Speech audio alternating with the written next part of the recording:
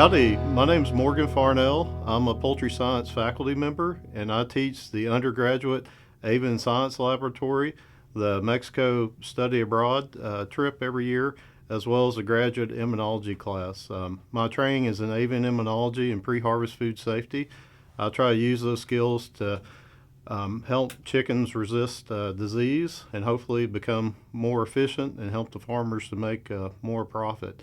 So today I've been asked to talk about high impact experiences, and I've been asked to briefly go over internships, undergraduate research, and the study abroad program. So first we'll start with industry internships.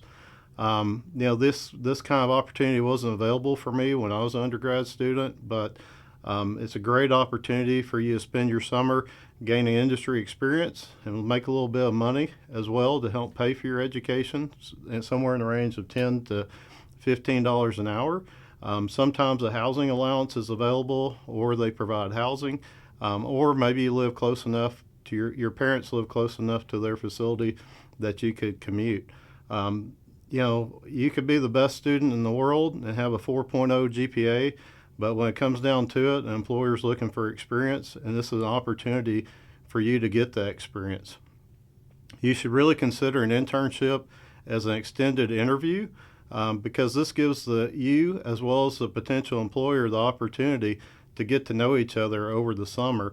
And because of that, many of our successful interns are given job offers, and when they are given these offers, they also receive an increase in salary because they do understand the company's culture and how to get things done, and they're able to hit the ground running. I should also say that when I visit with you about poultry production in the classroom, all this is theoretical or seems theoretical and doesn't really always resonate with the student.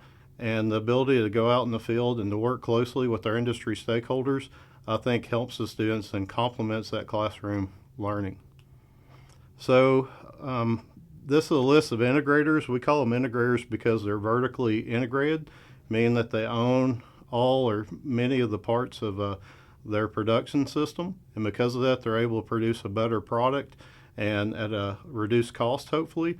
Many of these integrators are here in Texas, such as Holmes Foods, Tyson's, Sanderson Farms, Pilgrims, Cal-Maine, Feathercrest, Mayhard, and Rose Acre as well. So you may not have to go very far from home if you want to take some of these interns, or if you're a little more adventurous, a lot of students go to places like North Carolina, Pennsylvania, and what have you, do internships, which is a really good experience.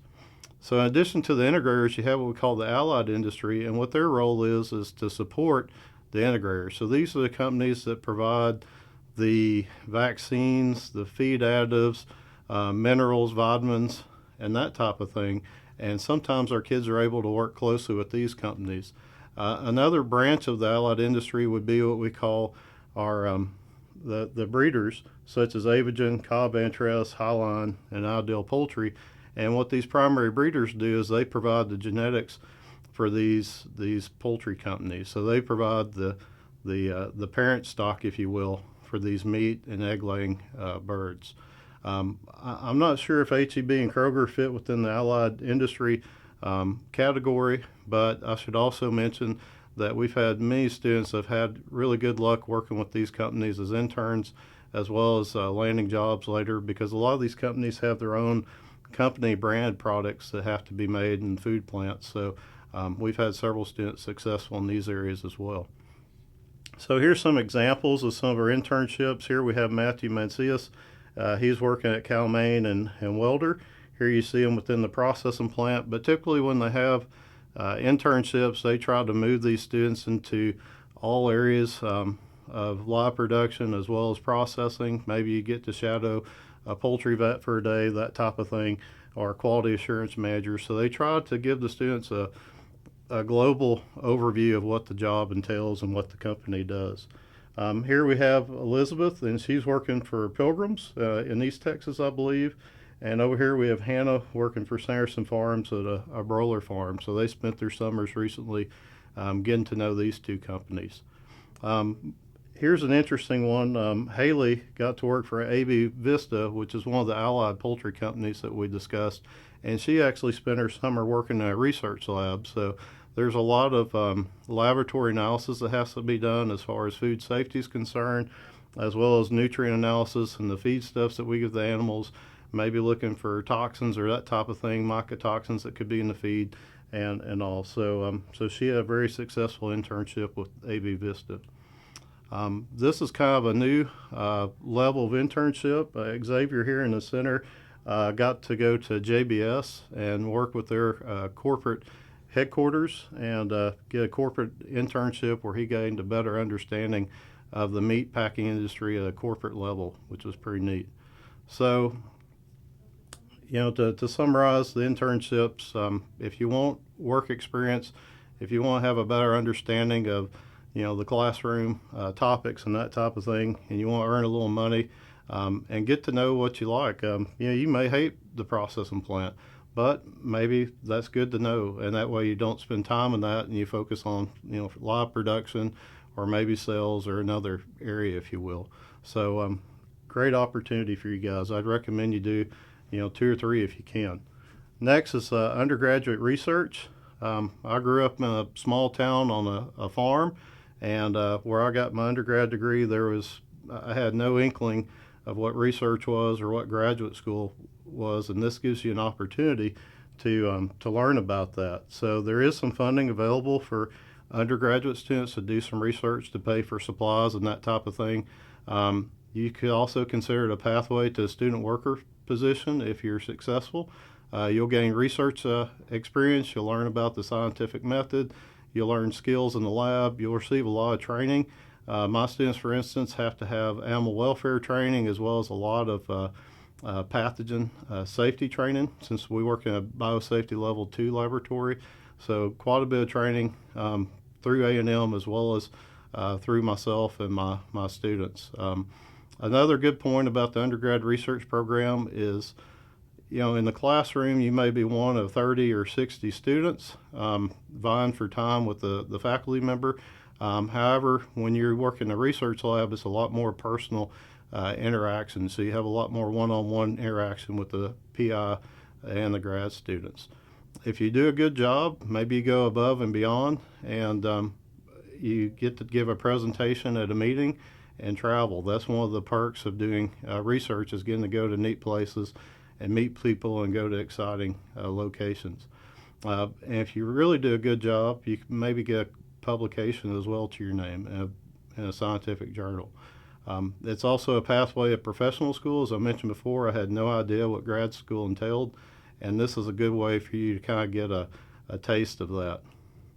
There are several areas of research emphasis in our department, ranging from animal welfare, genetics and genomics, microbiology, immunology, nutrition, processing, and waste management. So you could go from very applied on the production side, which is of great value to our stakeholders, as well as to very basic, which will translate into successes for our industry people in the near future.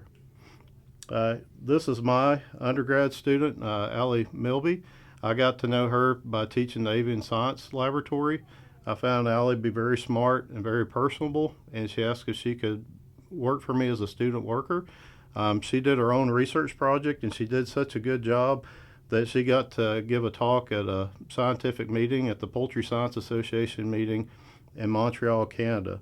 So did a really good job with the research, got to do a little sightseeing, got to see the Notre Dame Basilica, not the cathedral, but the Basilica, and it was very pretty and a really good experience for her as well. So I'd highly recommend the undergraduate research experience if that's available to you.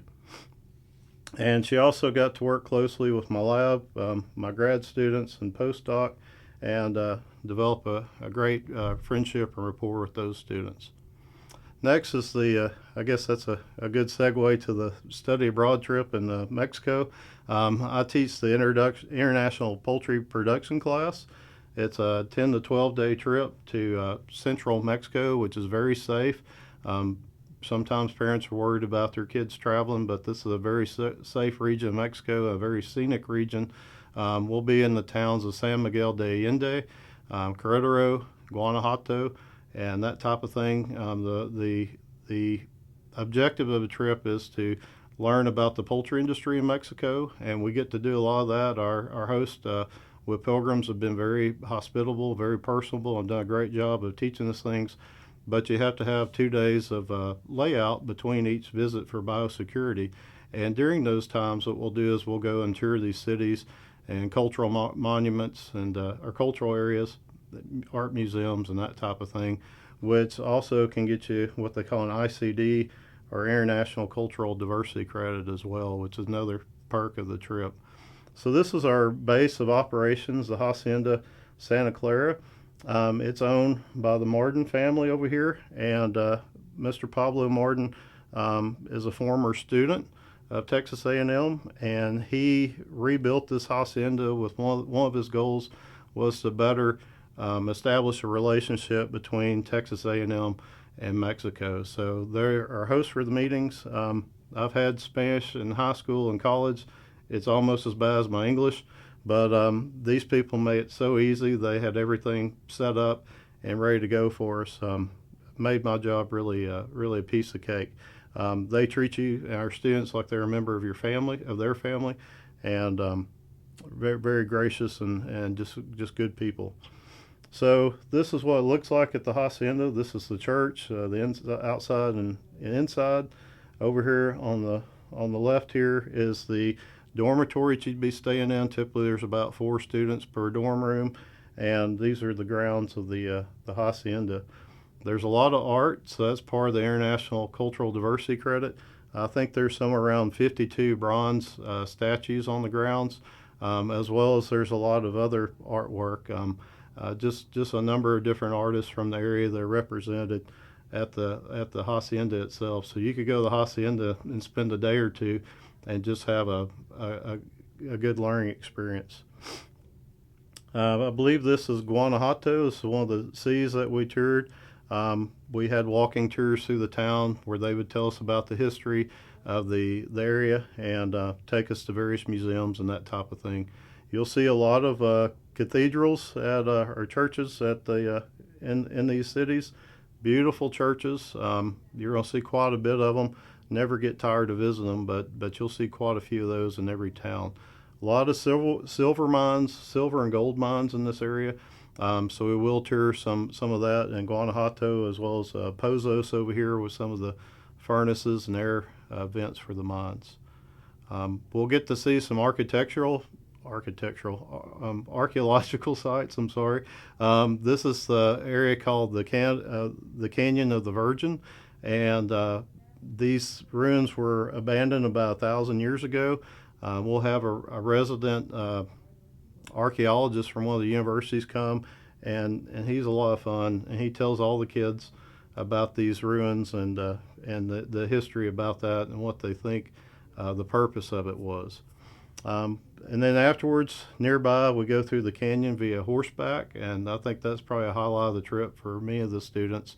And the thought was that the locals would have a pilgrimage through the canyon and to the pyramids at the end of the canyon every so often, and it was kind of a religious significance, if you will.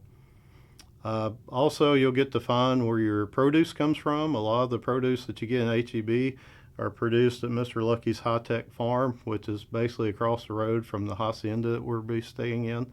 So you'll get to see that, and it's a really amazing operation, all the inputs that they put in to produce such a nice product. We'll get to go to a hatchery. These are some of our students from January that got to visit, and that was a lot of fun, as well as a broiler production farm. They do things a little bit more differently there. It's a lot more labor intensive because they can afford to do certain things like raise the birds separate, as well as do total clean out and have concrete floors and that type of thing, which is very different than the U.S.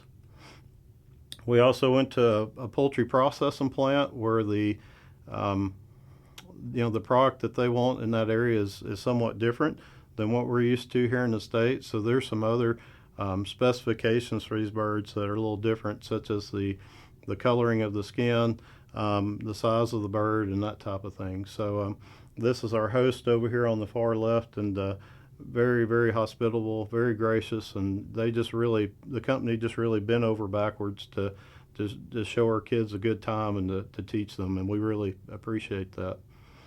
This is the feed mill. We also did a tour of the feed mill outside Querétaro, and it is a very modern and advanced operation. So that was a good tour. So to wrap up, all these are excellent learning opportunities.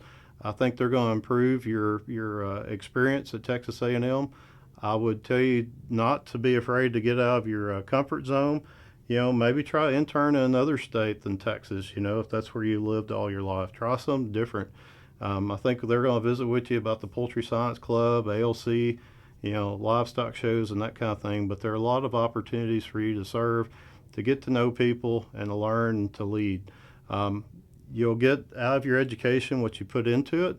You may get a degree, but what are you going to do to separate yourself from the competitors? And these kind of experience, I think, are definitely something that will help you to do that and to become a better employee in the future, which is going to lead to better job and lifestyle for you as well. So I really appreciate your time. If you have any questions and would like to visit with me personally, here's my office line as well as my email. I'm looking forward to seeing you guys in the fall, and I hope you have a great summer and stay safe, and thanks, and gig 'em.